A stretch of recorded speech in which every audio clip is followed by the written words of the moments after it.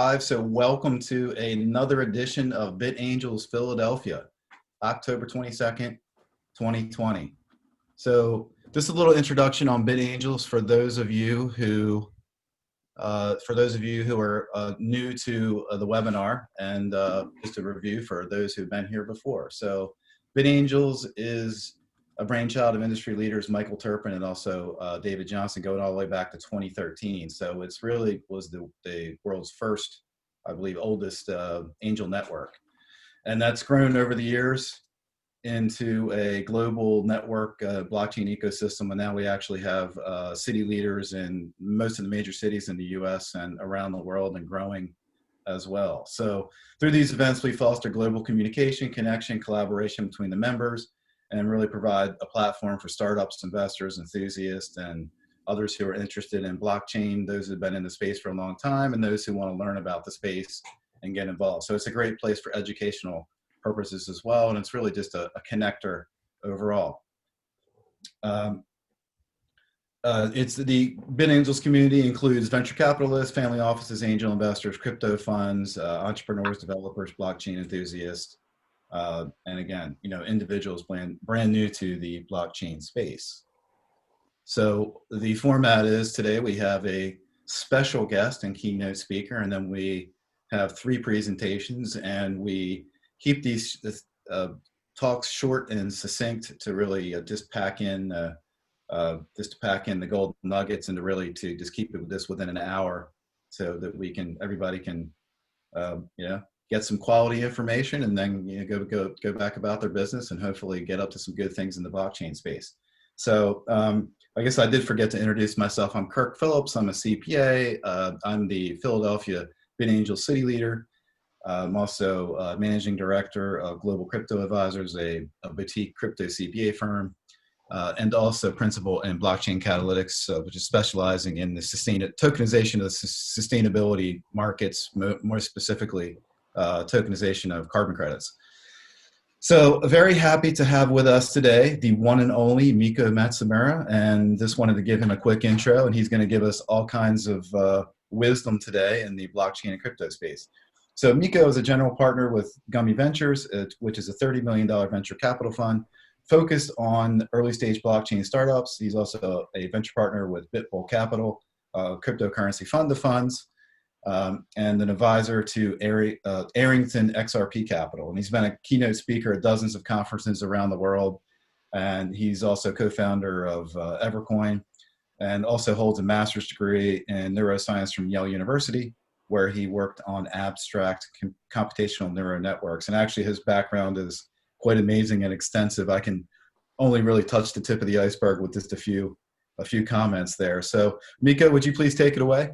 Absolutely. So thanks so much for the warm introduction. It's great to see friends, Gavin, and all the BitAngels. So it's really awesome to be here. And thanks, Kirk. So just to get right into the meat of things. So I know that there's some startups coming up to pitch. I'm very excited about that.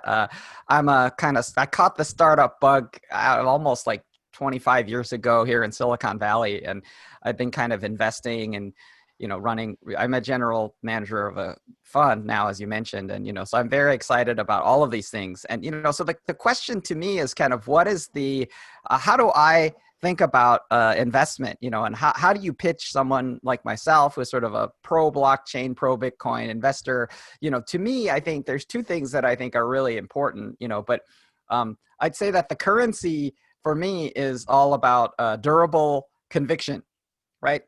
And so to me, the thing that becomes really important is, conviction, durable conviction. So when I want to characterize that, what does that mean, right? So, you need to convince me. And the thing that's so interesting is that people who pitch, I think one of the biggest flaws in entrepreneur pitching is that, conviction is actually a gut level phenomenon. It's not always just purely intellectual, right? And so I think one of the problems that I think folks face a lot is that they spend a lot of time explaining and not convincing.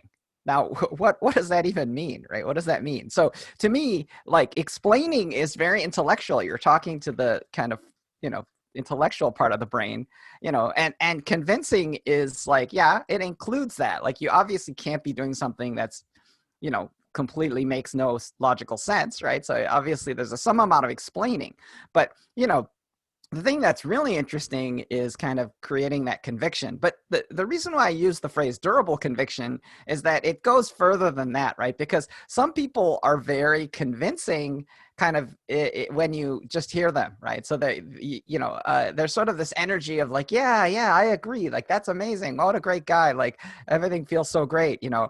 And then in some ways, like, the durability comes from what happens the next day. Like, if you sleep on it, and, you know, because these things take some time to close, right? So like the durability is more about kind of like, you know, you sleep on it, you wake up the next day, you know, and the thing that's so interesting is that what it means is it means that a pitch is almost like a programming contest. And what I mean by it's a programming contest is that your pitch is really programming the investors, right? You're basically putting stuff into their heads.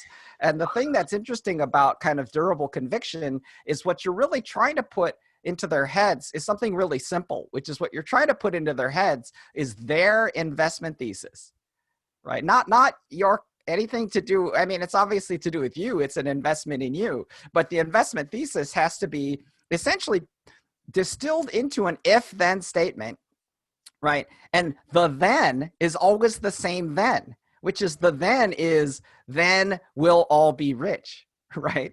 So the if is the only thing that you need to fix. So when you're pitching, think about that. Think about like, well, what's the if then statement that ends with then we'll all be rich, right? So then what you need to do is you need to get the if stuck in their head. And the way that I think, the best way that I think you can do that to venture investors is by making a bold claim.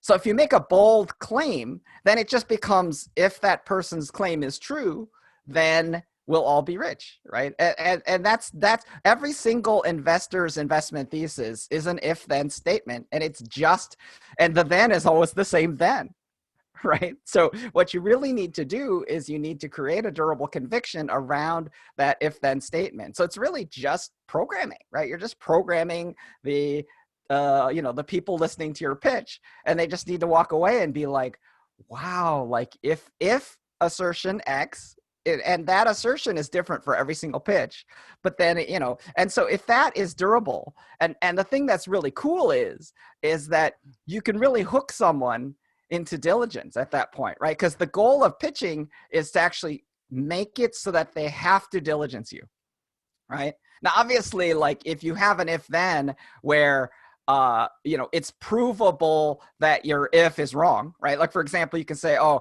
I've invented a technology where I have a hover car and it's going to revolutionize transportation, right? So if I do some diligence on you and you don't have a hover car, then like that's the end, right? But, you know, it's a bold claim, clearly. But my idea is that you want the if to force them to diligence, right? Because if you force them to diligence with the if, then you're like, wow, like what if this entrepreneur, what if it were true, right? If it were true, then we would all be rich, right? Like that's an investor mindset. So anyhow, I just want to share that with you.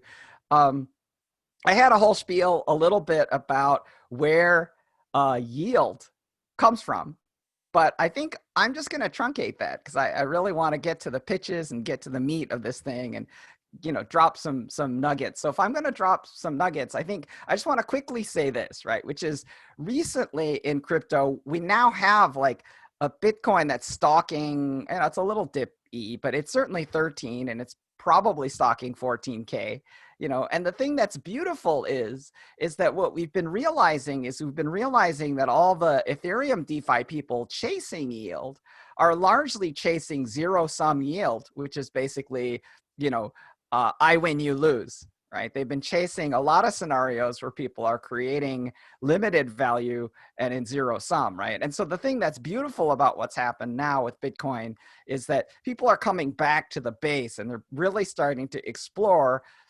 where durable value and durable yield come from, right? And where durable value comes from is really just participation in ownership of and control over the means of production of, you know, value, right? So in essence, like just a last little nugget, which is, the Austrian economist Mises famously said that all economic activity flows from discomfort, right? And so the most important thing that happens with any pitch and any thesis is what I call the problem solution dyad, right? Which is, it's two things, a problem and a solution, right? And the thing that I always ask when I look at a problem is I look at the problem and I think, what's the economic dissatisfaction, right?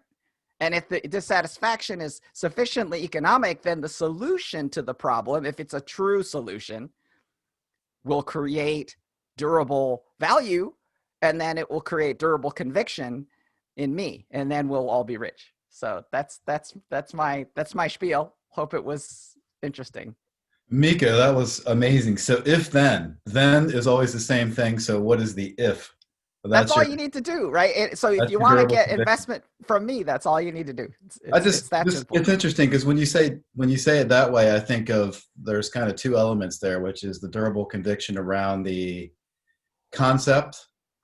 Yep. But I mean, doesn't that also apply to the person? Like, what would, like, aren't you looking at them? What's their durable conviction to last the course as well? Is that part of it? Yeah. Absolutely. Right. Because the thing that happens is what is the act of convincing, right? The act of convincing is the transfer of enthusiasm, right? And so my point is that if you don't have enthusiasm, then you're not going to give me enthusiasm, right? So my point is that, like, yes, indeed, I think what you're saying is that the entrepreneur has to have durable conviction for sure as well. And the more evidence you have of the durable conviction of the entrepreneur, the easier it is for an investor to kind of come along for the ride. Because really that's the ideal, right? Ideally, like, an investor wants to ride in the back seat, and in an unideal situation, they're going to get out and push, but in an also unideal thing, they're going to they're going to take over and drive, like that's the worst, maybe the worst case. Right. Pushing is kind of annoying too. Anyhow. All right, that's awesome. So durable conviction, if then, and what is the economic dissatisfaction? So economic dissatisfaction. That's the key. So the problem solution dyad, this applies to white papers too, which is that everyone, when you crack open a white paper, the only thing you should care about is the problem solution dyad, right? You should be like, is this an economic problem? What's the solution? Oh, I see. The problem is we don't have a world computer, like, question mark. Great. Thank you. That was awesome. You bet. Okay, Man, bye. A lot of golden nuggets jam-packed in 5 or 10 minutes there. So we're going to move on to our three presenters now. And I think what you're going to see is that, as with this BitAngels event and all the others, that you can see there's really quite a variety of different approaches, applications, and solutions solving that economic dissatisfaction that Miko is talking about. So you can see, really, I think even if you're new into the blockchain space and maybe don't get the kind of a fundamental essence of the value proposition, I think you'll get it by the time some of these presenters do their pitch and talk about what they're up to. So